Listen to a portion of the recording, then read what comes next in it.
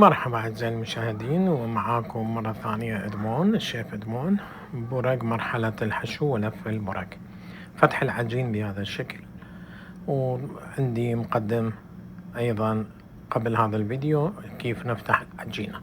بهذه الطريقة راح نفتحها ونخليها خفيفة. قطعها بهذا الشكل. حمسنا الدجاج، خلطنا وياه فلفل أسود وملح والمعدنوس فقط. بعد ما نحمس الدجاج يبرد نخلط المعدنوس المفروم. هذا إذا حبيتوا الفيديو لا تنسونا باللايك والشير والسبسكرايب وتفعلون الجرس عشان يكون على مود يوصلكم كل شيء جديد من عندنا. تكتبوني بالتعليقات من أي بلد تشاهدوني. تحياتي مطبخ الشيف إدمون.